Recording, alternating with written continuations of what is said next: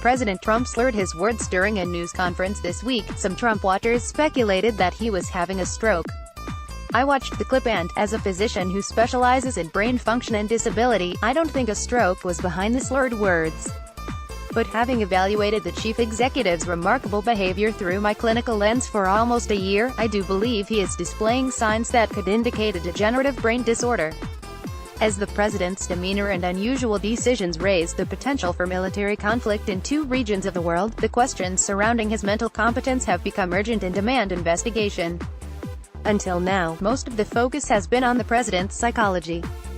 It's now time to think of the president's neurology, and the possibility of an organic brain disorder.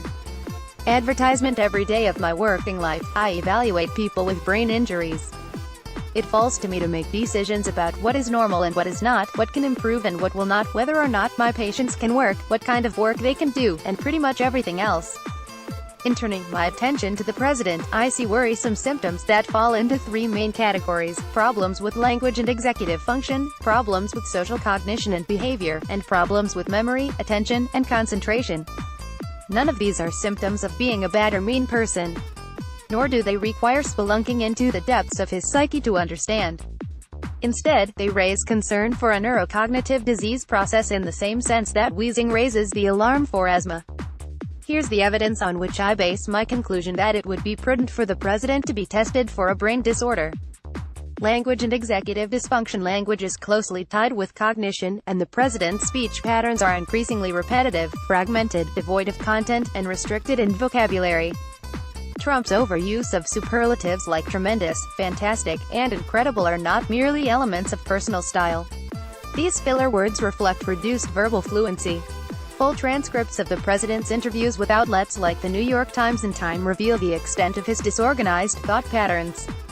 The problem becomes especially apparent in the transcript format, where his thinking is no longer camouflaged by visual accompaniments to communication like facial expressions and gesticulations.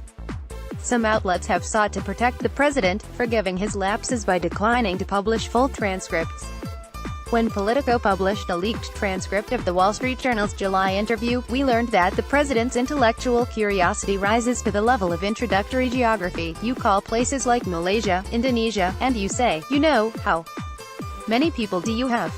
And it's pretty amazing how many people they have. The president made that remark in response to a question about the ideal corporate tax rate, demonstrating the degree to which his thinking drifts. The problems with language expression extend to language interpretation, the likely source of the president's gross misunderstanding of London Mayor Sadiq Khan's message to his city in the wake of a terror attack in June. Dysfunction of social cognition and behavior. Some of the president's most concerning behaviors suggest a decline in social cognition, reduced insight and awareness into the thoughts and motivations of other people, coupled with symptoms like impulsivity and disinhibition that make him behave rudely and create needless controversy. The decision to fire FBI Director James Comey in the middle of the investigation into Russian meddling in the 2016 election is an example of an impulsive decision that was greatly damaging to the president himself, assuming he was not actually trying to cover up his own complicity in the matter under investigation. Contradicting his own communications staff by disclosing that the Russia investigation was one reason he fired Comey is an example of disinhibited behavior. Rashly threatening Comey with a recording he did not have is reflective of poor emotional control.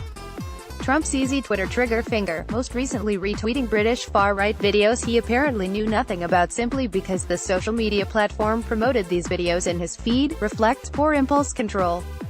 Numerous problematic moments in the Trump presidency, such as his volunteering top-secret Israeli intelligence to the Russian ambassador or volunteering that his immigration restrictions were indeed a travel ban, reflect an inability to contain himself. We saw this most recently with his inability to make it through a simple White House ceremony honoring Navajo code talkers without making an ethnically derogatory reference to an opposition political figure.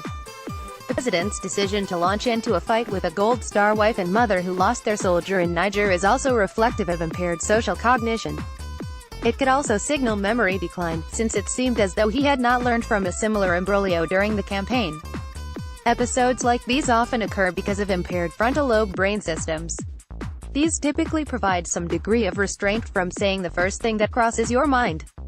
In a healthy brain, these ideas must make their way through multiple layers of checks and balances that take into account the social propriety and appropriateness of the audience for a given remark. Such frontal impairment often does not stop at troublesome communication.